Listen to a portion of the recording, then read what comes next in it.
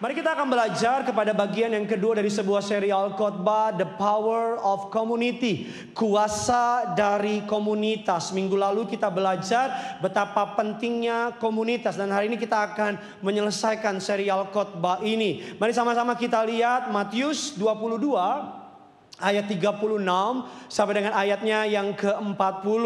Injil Matius 22, 36 sampai dengan ke-40. Saya baca ayat 36, saudara baca ayat 37, demikian seterusnya. Ayat 40 kita bersama-sama. Yang sudah di sana, sama-sama dengan saya katakan, saya pasti diberkati. Saya bacakan sama saudara ayat yang ke-36. Guru, hukum manakah yang terutama dalam hukum Taurat? 37 saudara.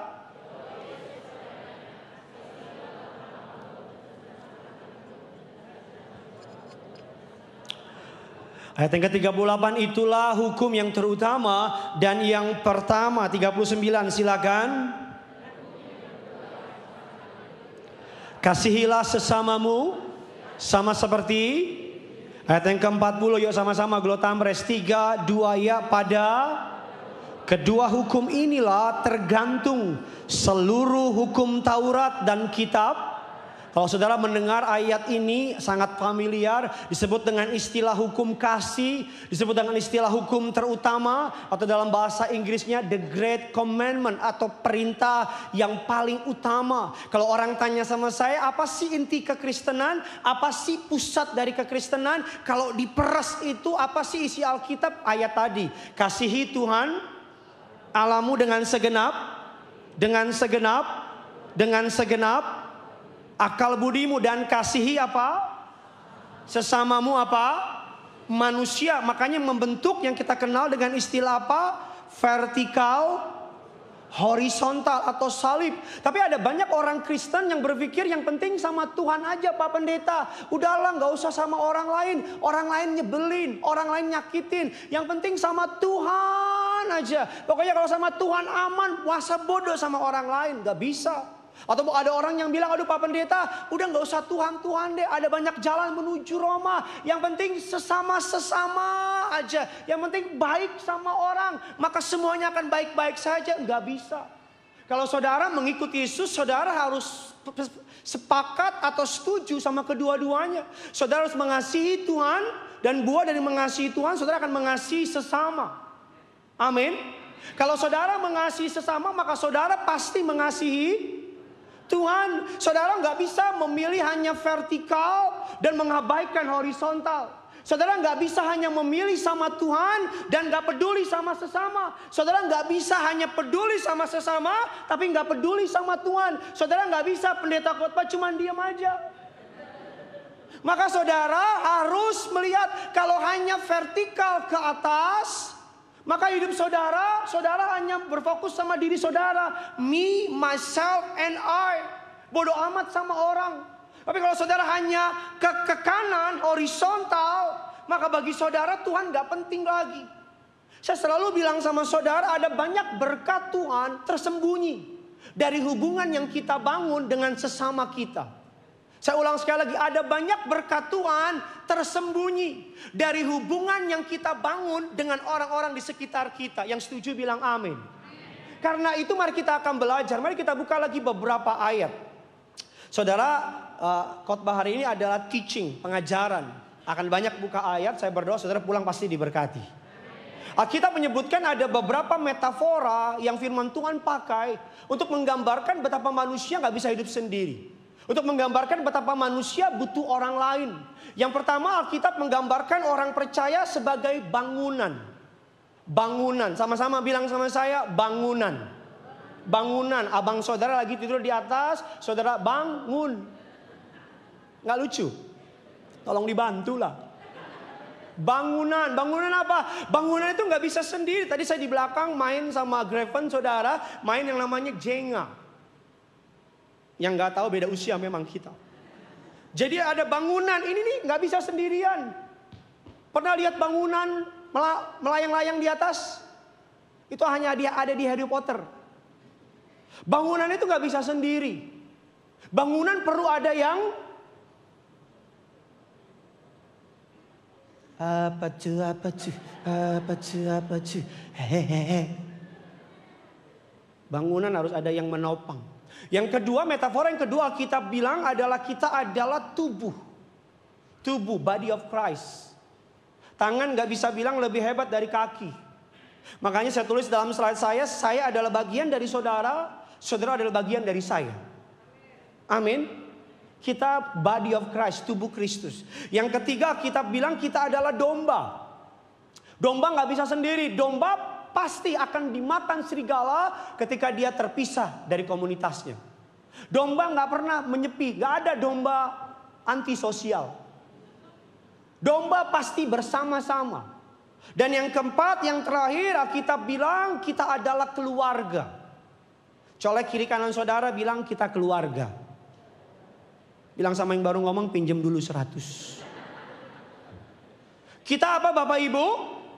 Dari keempat metafora tadi, berarti sejak awal penciptaan tidak ada dalam benak Tuhan bahwa manusia bisa hidup sendirian.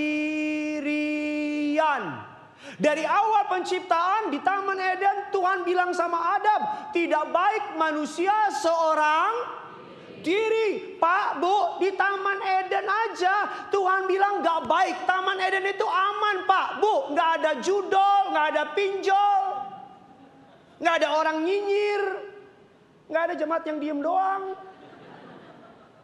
Di Taman Eden aja Tuhan bilang apa? Tidak. Apalagi di Tamrin. Amin. Saya tulis dalam slide saya, manusia tidak didesain Tuhan untuk bisa kuat, stabil, hidup, optimal tanpa keberadaan orang lain. Kamu gak pernah diciptakan sendirian. Makanya tangan kita ada yang namanya jarak untuk tangan orang masuk. Cie. Karena kalau tangan kita gak mau dipegang sama orang lain, maka dikasih selaput di sini. Pak Pendeta tahu dari mana? Ya ngasal aja sih. Betul apa tidak? Makanya manusia kita tuh pengen ngobrol. Dari mana keinginan untuk punya teman? Dari Tuhan. Dari mana keinginan untuk berkomunitas? Dari Tuhan. Dari mana keinginan ketemu orang pengen ngobrol? Dari kepo. Manusia tidak pernah diciptakan untuk sendirian. Sedikit kata amin bisa membantu khotbah saya. Apalagi amin belakangan. Mari kita lihat lagi, it's getting better. Matius 5:48. Matius 5 ayat yang ke-48. Yuk sama-sama kita baca. Glotamres. 3, 2, ya. Sama seperti Bapamu yang di surga adalah. Makin berat lagi jadi orang Kristen. Karena itu haruslah kamu sempurna. Sama seperti Bapamu yang di surga adalah sempurna. Mari kita belajar kata sempurna di sini bukan berarti gak pernah buat dosa. Karena gak ada orang yang tidak pernah buat dosa. Yang setuju bilang amin. Kata sempurna di sini adalah bertumbuh. Kata sempurna di sini adalah completeness of Christ, karakter, ngalamin kepenuhan Kristus. Jadi buang jauh-jauh di otakmu arti sempurna nggak pernah buat dosa, no. Tapi artinya berubah, bertumbuh. Mari kita akan belajar lagi bagaimana caranya kita bertumbuh. Kan itu pertanyaannya. Bagaimana caranya kita bisa menjadi dewasa? Bagaimana kita bisa mengalami kepenuhan Kristus? Kan itu pertanyaannya. Bagaimana supaya Kristus dalam diri kita menjadi nyata? Gak lain gak bukan. Alkitab bilang besi menajamkan, manusia menajamkan. Makanya jangan heran kalau Tuhan kirim sama kamu temen yang nyebelin. Kamu gak usah tolak-tolak, tengking. Dia akan pergi dengan sendirinya ketika misinya sudah selesai dalam hidup saudara.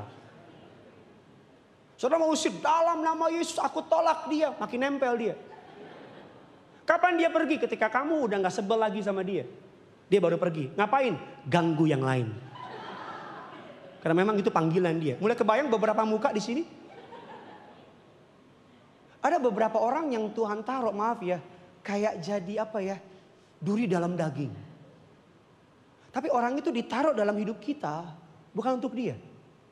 Untuk mendewasakan karakter kita. Yuk. Kalau saya boleh kasih saran, kalau tepuk tangan kompak itu enak. Saya ulang ya. Ada beberapa orang. Belum Bu. yang diberi untuk mendewasakan kita. Palsu. Kisah Rasul 2, 41, 42. It's getting better. Kisah Rasul 2, 41, 42. Kita baca yuk. 3, 2, 1, iya. Pada hari itu jumlah mereka bertambah berapa? Sama-sama bilang sama saya 3.000 jiwa. Ini revival terbesar. Sekali khotbah Petrus 3.000 jiwa. Ayat yang ke-42. Mereka dalam persekutuan dan untuk memecahkan apa? Dan apa? Berdoa. Saya bisa lihat saya ke depan. Ayat yang ke-47 kita baca sekali lagi. 47. Sebelum saya jelaskan sama saudara. 3, 2, ya sambil memuji Allah. Mereka disukai semua orang. Dan tiap-tiap hari Tuhan jumlah mereka dengan orang yang. Saya latar belakang dari ayat ini kisah Pentakosta. Petrus berkhotbah di Serambi Salomo. Sekali dia khotbah, sampai hari ini para teolog mencari apa isi khotbahnya. Karena sekali khotbah 3.000 orang bertobat. Pertanyaan saya, 3.000 orang ini karakternya udah mature belum? Pertanyaan saya, 3.000 orang ini udah jadi orang yang menyenangkan apa belum? 3.000 orang ini udah jadi orang bener gak dalam karakternya? Tapi kenapa di ayat yang ke-42 dikatakan tadi, 42 tolong ditampilkan. Ayat yang ke-47 dikatakan apa saudara? Sambil memuji Allah mereka apa? Mereka apa? Disukai semua orang. Dari karakter yang nyebelin 3.000 orang ini bayi rohani pak, bayi rohani bu. 3.000 orang ini orang yang jauh dari kata dewasa rohani. Orang yang tidak punya pengajaran, orang yang tidak punya pengenalan akan Kristus, hanya dengar khotbah, dia mengalami Roh Kudus memenuhi hatinya. Tapi Alkitab saya mencatat di ayat ke-47, mereka disukai semua orang. Berarti di tengah-tengah dari mereka ngalamin kepenuhan Roh Kudus sampai mereka berbuah, disukai semua orang. Berarti di tengah-tengah sini ada something happen, ada sesuatu yang terjadi. Alkitab katakan di ayat yang ke-42, mereka bertekun dalam apa? Pengajaran rasul-rasul dalam persekutuan. Saudara mau tahu nggak kenapa banyak orang hari tiap minggu ke gereja, dosanya yang saya doakan gak berubah-berubah, itu lagi. Hari ini jatuh dosa A, bulan depan dosa A lagi. Bahkan ada beberapa jemaat yang saya doakan udah bertahun-tahun itu aja dosanya. Kenapa? Karena ada banyak dari kita datang ke gereja, dengar firman, keluar sendiri lagi. Keluar digebukin lagi sama dunia. Keluar lagi dunia ngancurin dia. Keluar. Ada orang yang adiksi sama pornografi. Saya percaya dengan kuasa doa. Tapi ketika dia keluar, siapa yang jagain dia? Ada orang yang mohon maaf adiksi sama narkoba. Kita doakan. Saya percaya kuasa doa. Tapi keluar ke sana, siapa yang nemenin dia? Ada banyak orang Kristen yang imannya menjadi iman yoyo. Karena hari dia hanya memberi makan rohnya, hanya Sunday service. Ibadah jam 1.30, itu pun 2 jam. Itu pun datang jam 2.20. Itu pun selama di gereja sibuk sama HP-nya. Beli labubu. Saya bisa ngerti gak maksud saya? Mari kita akan belajar lebih dalam lagi. Pertobatan tanpa pemuritan adalah pembiaran. Kenapa banyak orang Kristen bertobat, nangis, kejer, air mata sama ingus, susah dibedain. Tapi berapa bulan lagi jatuh dosa yang sama. Kenapa banyak orang Kristen muter-muter di tanah Mesir? Muter aja. Kenapa? Karena gak ada yang muridin. Padahal Alkitab bilang pergilah dan jadikanlah semua bangsa muridku. Berarti seluruh orang Kristen di sini harus punya murid. Lu amin doang di sini. Dari tepuk tanganmu nggak niat memang. Berarti semua orang Kristen harus punya apa? Saya percaya bahwa pertobatan yang tidak dilanjutkan dengan pemuritan menghasilkan pembiaran. Kasihan anak-anak muda yang cinta Tuhan, ke gereja nangis, tapi pulang dari gereja mereka bingung. Gua ngapain ya? Kasihan anak-anak Tuhan yang passionate, yang membara sama Tuhan, yang jatuh cinta sama Tuhan sejatuh-jatuh cintanya, tapi dia sendirian. Seperti saya bilang, domba kalau sendirian sasaran empuk dari serigala. Bangunan kalau sendirian pasti roboh. Seperti saya bilang, keluarga kalau sendirian pasti hancur. Tubuh kalau sendirian pasti nggak berfungsi dengan normal. Kenapa engkau jatuh bangun? Kadang-kadang bukan setan yang bikin kau jatuh bangun, karena kamu sendirian. Kadang-kadang bukan karena engkau nggak kuat, tapi karena kamu apa? Sendirian. Makanya pertobatan dengan pemuritan akan menghasilkan pendewasaan. Saudara yang baru bertobat, saudara harus cari orang yang saudara tahu dia cinta Tuhan. Saudara harus cari seseorang, saudara harus cari komunitas. Alkitab saya bilang pergaulan yang buruk merusak kebiasaan yang... Jadi Alkitab saya bilang kalau kamu punya kebiasaan yang buruk, cari teman yang punya kebiasaan baik. Agar kebiasaan burukmu hilang karena temanmu kebiasaannya apa? Kalau kamu punya kebiasaan baik, punya teman kebiasaan buruk, maka pelan tapi pasti kamu jadi...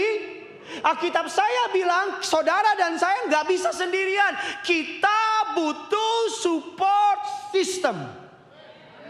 Saya bantuin biar rame. Mari kita lihat sebuah ayat Roma 5 ayat yang pertama. Roma 5 ayat yang pertama. Yuk, saudara pasti diberkati Tuhan. Yuk, Roma 5 ayat yang pertama kita baca 3, 2, iya.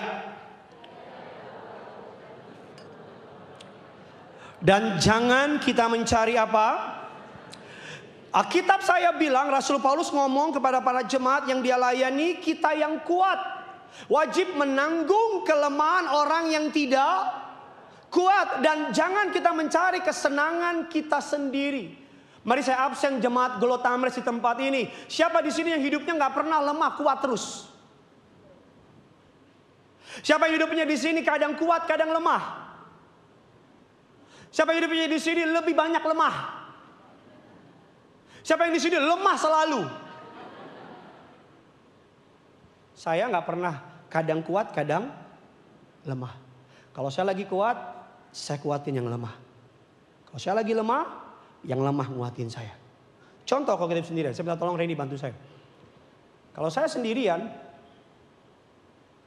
saudara, kalau saya sendirian, saya gampang digoyangin. Santai bos. Ya. Masalah goyang saya. Lagi. Berantem yuk.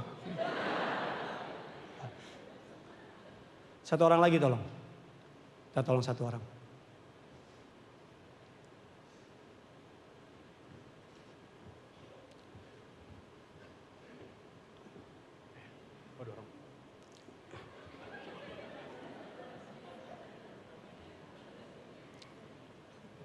Terombang ambing.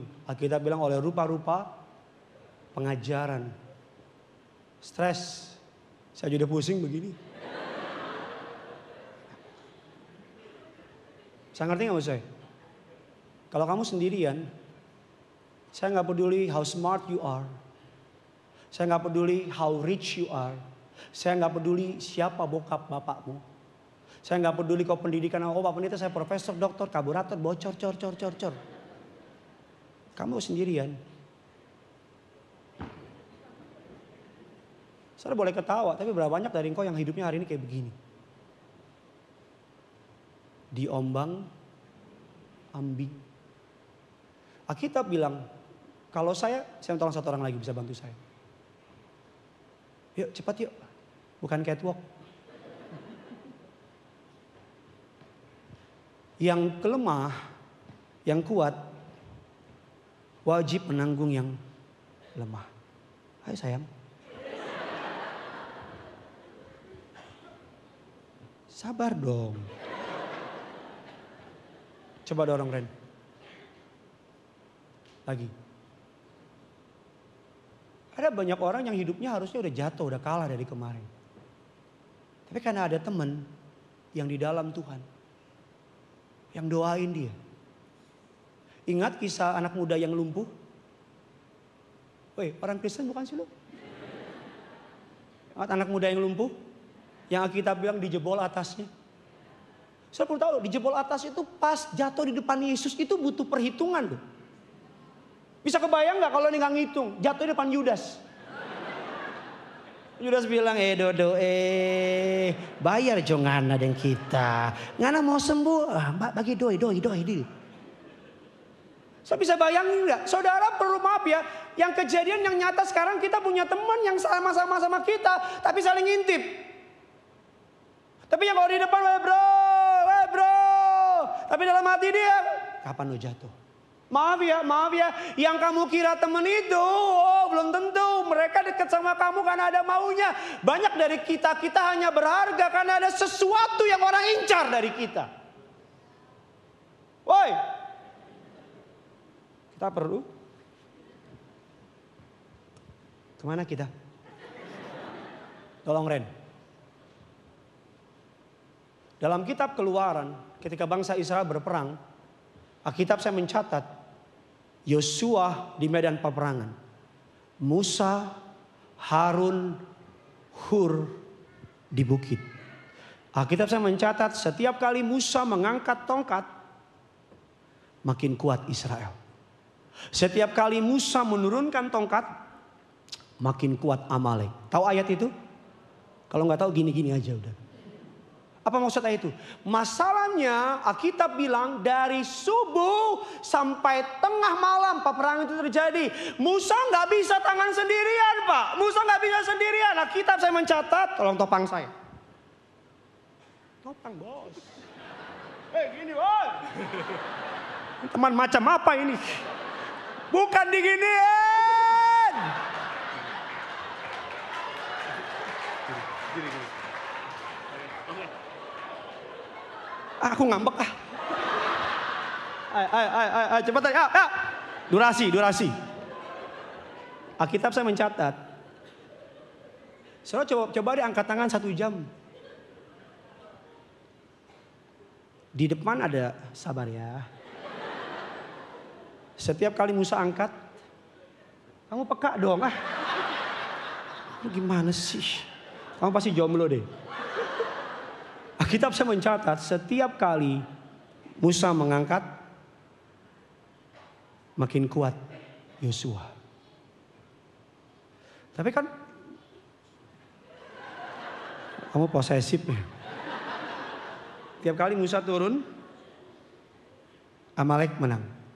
Lalu 2 orang didamping, bahkan even man of God, bahkan orang yang ketemu sama Allah sendiri, bahkan orang yang ngobrol head to head, muka dengan Allah, butuh Harun dan Hur. Lalu siapa? Situ siapa mau sendirian bos? Bahkan Elisa pun butuh Elia, bahkan Timotius pun butuh Paulus, bahkan para rasul pun butuh mentor. Kamu siapa? Lebih hebat dari mereka? Musa pun dalam peperangannya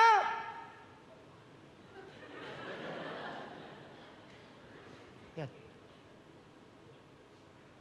Kalau saya sendiri angkat ini bisa, tapi nggak kuat.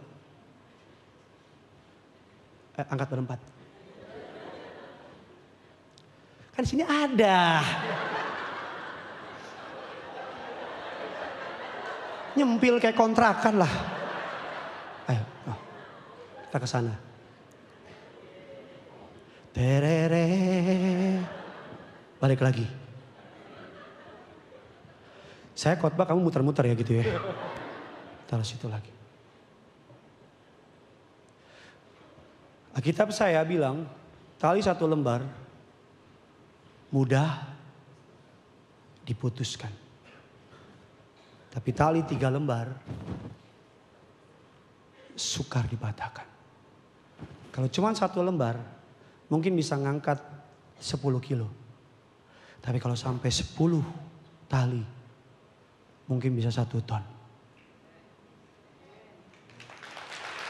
Amin. Makanya ada kutipan orang bilang gini, if you wanna go fast, go alone. Tapi you wanna go further, go together. Ingat together apa kemarin?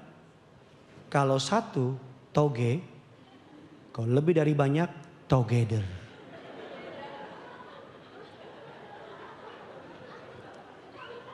Kalau 1 toge, kalau lebih dari 1, mantap. Lu bilang toge, tepuk tangan. Thank you Randy dan teman-teman. Kamu belajar lagi ya. Kita yang kuat wajib menanggung kelemahan orang yang lemah. Kamu butuh teman. Bilang kiri kanan saudara, kamu butuh teman. Tapi celakanya teman kita mohon maaf, ngaco semua. Halo, teman kita apa? Ngaco semua. Udah hidupmu susah, punya teman yang lebih susah. Jadilah orang susah ketemu orang susah. Masa depannya pasti bukan susah, susah. Gak bisa, gak bisa. Musa, Yosua punya Musa. Elisa punya Elia. Timotius punya Paulus. And so. Kalau kamu sendirian jalan hidup ini, kamu dimakan habis. Kamu butuh support system. Kita lihat lagi beberapa ayat terakhir, habis itu saya akan selesai. Mari sama-sama kita lihat beberapa ayat. Mazmur 1 ayat 1 dan 3. Jangan lupa Jumat ini saudara, oleh anugerah Allah pasti akan memberkati saudara. Terutama saudara anak muda yang jomblo, ini kesempatanmu. Saya berdoa datang single, pulang ganda campuran. Semua yang jomblo boleh katakan, nggak tahu malu memang. Ya sama-sama kita lihat Mazmur 1 ayat 1 dan 3. Sama-sama yuk kita baca. Ayat ini 3, 2, ya.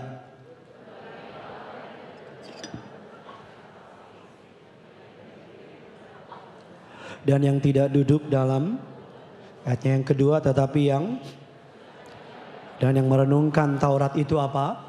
Ayatnya yang ketiga, kasih keras suaramu ia seperti yang menghasilkan buahnya pada, dan yang tidak layu apa? Apa saja yang, sama-sama bilang sama saya, apa saja yang saya perbuat dibuat Tuhan berhasil. Saya kasih tepuk tangan dulu buat Tuhan kita. Siapa yang mau ayat 3 kejadian sama hidup saudara? Siapa yang mau? Hanya yang mau, sungguh-sungguh punya iman, hanya yang mau. Sama-sama bilang sama saya, daun saya tidak pernah layu. Sama-sama bilang sama saya selalu berbuah setiap musim. Sama-sama bilang sama saya, apa saja yang saya perbuat dibuat Tuhan berhasil. Kasih tos kiri kananmu dan kasih tepuk tangan dulu buat Tuhan kita. Ayat 3, sambil saya undang pemain keyboard. Ayat 3 hasil dari ayat 1 dan 2. Kalau saudara mau berhasil, ada 2 hal yang perlu saudara perhatikan. Tapi kan ayat yang pertama tolong tampilkan. Ayat yang pertama dikatakan demikian. Ayat yang pertama Mazmur 1 ayat yang 1. Mazmur 1. Berbahagialah orang yang, ganti kata orang dengan nama saudara. Ganti kata orang dengan nama saudara. Yuk kita baca, ini profetik, kita baca sama-sama. 3, 2, ya. Berbahagialah Gideon yang tidak menurut nasihat orang fasik, yang tidak, dan yang tidak duduk dalam apa? Jadi untuk berhasil, apa saja dibuat berhasil, tidak layu daunnya, ada 2 syarat agar poin ketiga terjadi. Apa syarat yang pertama? Syarat yang pertama adalah merenungkan firman Tuhan siang dan, itu syarat pertama. Syarat kedua gak kalah penting. Apa syarat kedua? Memperhatikan pertemanannya. Memperhatikan dengan siapa ia berjalan, dengan siapa ia berdiri, dengan siapa ia duduk. Alkitab saya mengatakan kalau engkau ingin setiap musimnya berbuah, kalau engkau ingin daunnya tidak pernah layu, kalau engkau ingin apa saja engkau kerjakan berhasil, Alkitab saya bilang renungkan firman Tuhan siang dan malam. Dan saya yakin banyak dari saudara udah melakukan itu. Betul apa tidak? Tapi yang kedua, saya juga yakin sedikit dari saudara yang memperhatikan dengan siapa kau jalan, dengan siapa kau diri, dengan siapa kau duduk. 3 orang ini untuk berhasil kita butuh 3 orang di posisi ini. Posisi yang pertama, berdiri orang yang berjalan di depan kita. Posisi pertama, orang yang apa? Berjalan di depan kita. Ayo bro. Ya dia lagi. Halo. Jalan. Jalan. Jalan yang pede dong, jangan kayak banyak masalah. Jalan di sini, sorry. Ke sana bro. Jalan pelan-pelan. Stop. Jalan di depan kita. Siapa dia? Siapa kamu? Ngadep sana aja, ngadep sana, ngadep sana aja. Ini adalah orang yang kita idolain. Ini ada orang yang kita look up. Ini ada orang yang kita perhatikan gerak-geriknya. Yang kita lihat bagaimana dia treat istrinya, bagaimana dia treat anaknya, bagaimana ketika dia punya masalah. Bahasa gampangnya ini our idol. Biasanya dalam keluarga ini adalah posisi siapa? Ayah. Banyak orang tua bilang sama anaknya begini, nak, perhatikan langkahmu dalam hidup ini. Hati-hati. Anaknya menjawab ayahnya, Pa, perhatikan langkah papa lebih hati-hati. Karena saya ngikutin papa. Banyak anak, bro boleh jalan pelan-pelan. Cuma ngikutin papanya. Karena papanya idolanya. Udah ke ujung bos itu aja bro. Jalan pelan-pelan. Ikutin.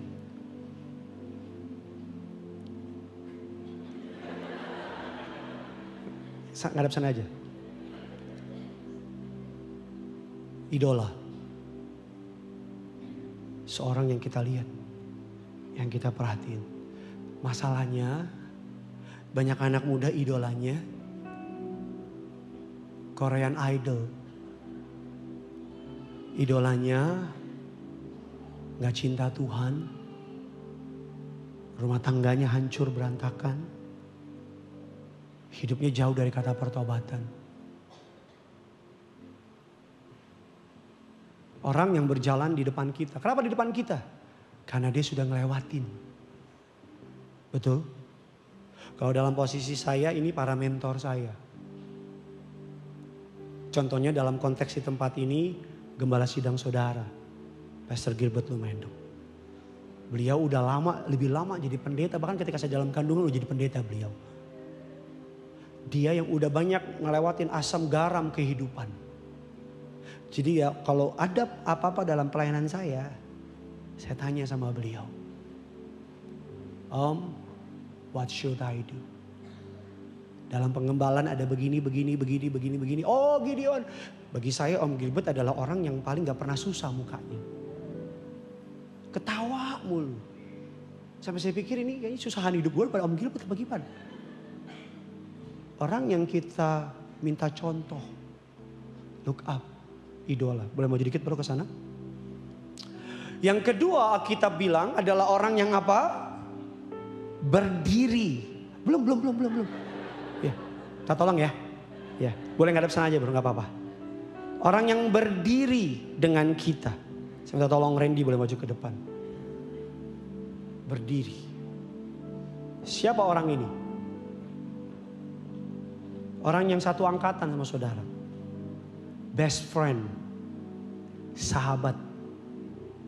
Kolega. Tempat yang kalau dalam konteks Rasul Paulus mengatakan dalam peperangan. Hadap sana, Ren. Yang back to back. Saya gak bisa lihat punggung saya. Dia gak bisa lihat punggungnya. Kita saling jagain. Dalam peperangan rohani, dalam peperangan kerajaan Romawi, dalam konteks peperangan pada masa itu. Prajurit sama prajurit harus begini. Biar gak ada celah di tengah. Tapi mari kita jujur. Berapa banyak dari saudara yang kau pikir dia sahabat, tapi sesungguhnya dia sedang tusuk kamu dari belakang.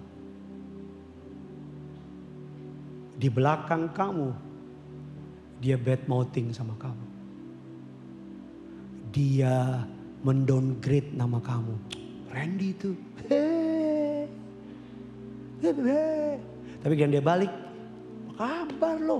Keren lo, gila. Balik sana lagi. Balik ke sini lagi. Makin ganteng aja lo. Saudara boleh ketawa. Tapi ada beberapa saudara yang diem.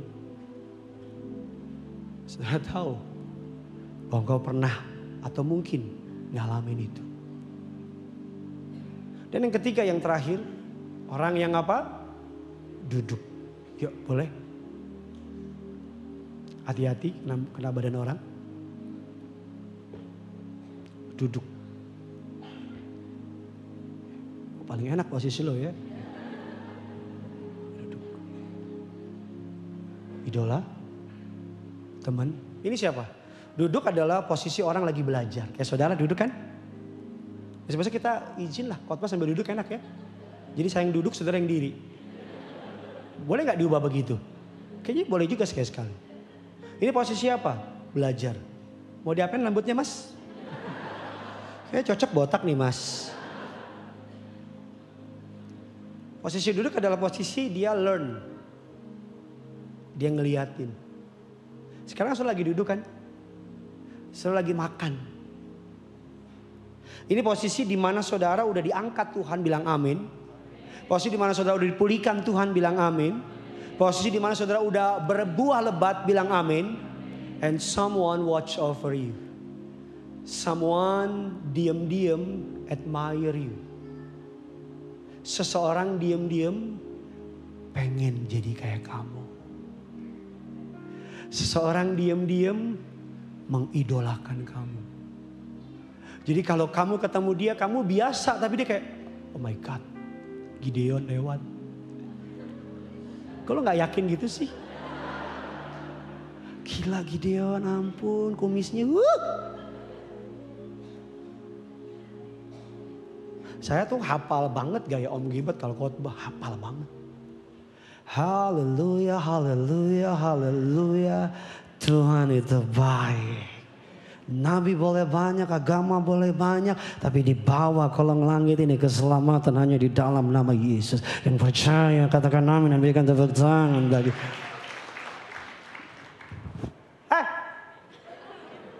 Ya.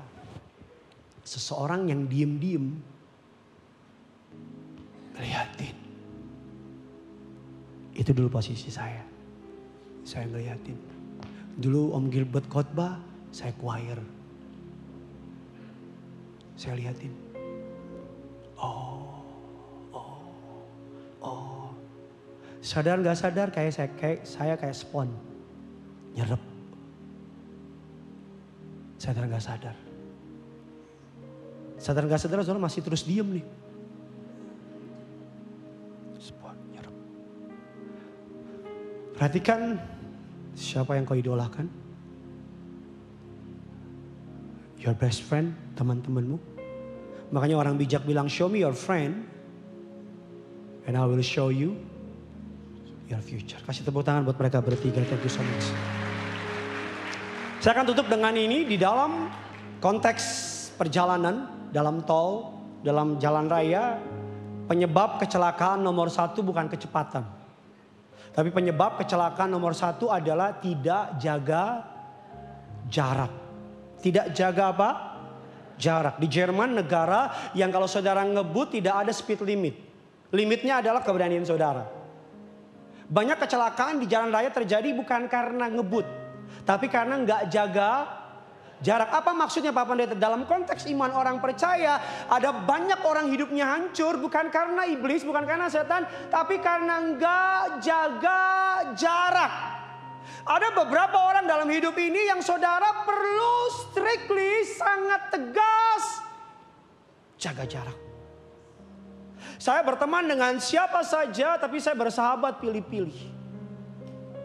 Ada beberapa orang yang saya perlu deketin karena saya tahu dia man of God, di dekat Tuhan, cinta Tuhan, full of Holy Spirit. Saya tempel orang kayak gitu, saya ambil, saya serap, saya curi ilmunya ATM, amati, tiru, modifikasi. Saya ambil, saya kalau dengar pendeta yang dipakai Tuhan, saya tontonin, saya deketin, saya curi, saya belajar dari dia. Tapi dari orang-orang yang jauh, tukang gosip, tukang fitnah, mental victim, pokoknya apa-apa, dia kayak pusat dunia, nggak cinta Tuhan. Kalau ketemu di jalan cuman, hey, ngopi yuk, ngopi ya. Sampai Tuhan datang, gue akan ngopi sama lu. Dalam hidup kita, ibarat hidup ini adalah rumah, ada pagar, ada ruang tamu, ada ruang keluarga, ada kamar. Sama-sama bilang sama saya, pagar, ruang tamu, ruang keluarga, kamar pribadi. Artinya apa? Hidup ini tuh ada tahapan, Pak. Ada beberapa orang, mayoritas orang dalam hidup saudara harus hanya boleh sampai pagar. Makin dikit lagi yang boleh masuk ke ruang tamu, lebih dikit dari yang di pagar. Siapa ruang tamu? Orang yang saudara kenal. Di ruang tamu kalau ngomong formal, betul apa tidak? Apa kabar, Pak? Lebih dikit lagi orang yang boleh masuk ke ruang keluarga. Siapa dia? Sahabat SD, SMP, SMA, teman baik. Dan makin dikit orang yang boleh masuk kamar pribadi. Karena di kamar pribadi pakaian kotormu ketahuan, toko idolamu kelihatan, warna spraymu ketahuan. Tapi kesalahan anak muda zaman sekarang, baru kenal, dibawa melewati kamar keluarga, ruang tamu, langsung ke kamar pribadi. Saya nggak bicara soal seks. Saya bicara jaga jarak. Di ruang pribadimu kau ceritain semua kelemahanmu. Kau kira dia teman. Kau bilang gue begini. Dia bilang Dia pulang seperti Injil menyebar ke seluruh dunia. Maka cerita soal hidupmu menyebar ke seluruh dunia. Maaf ya, sampai hari ini masih banyak orang yang menanggung rasa sakit karena salah menaruh kepercayaan. Sampai hari ini masih ada dari mereka yang masih sakit karena memilih orang yang salah. Pesan saya, sangat sedikit orang yang boleh masuk ke kamar pribadi. Sedikit. Lebih banyak dikit. Makanya di kantor ada resepsionis. Betul apa tidak? Untuk ngapain resepsionis? Untuk menghalau orang-orang yang tidak berkepentingan. Semua kantor punya resepsionis, betul apa tidak? Di depannya ada security, betul apa tidak? Gak ada kantor gede langsung masuk direktur. Itu kantor orang gila. Dari depan security nanya, mau kemana Pak? Kantor Semoga Makmur, lantai 37. Sampai lantai 37 ada reception. Bapak siapa? Saya Gideon Simanjuntak. Cari siapa? Cari Bapak Greven Lumendo. Oh, udah ada janji. Udah ada keperluan. Boleh minta KTP? Boleh minta ID? Bapak tunggu sebentar ya. Resepsionis telepon. Salam Pak Greven. Pak Gideon nunggu nih. Kalau Pak Greven gak kenal, saya gak kenal. Kurang ajar banget tuh Greven.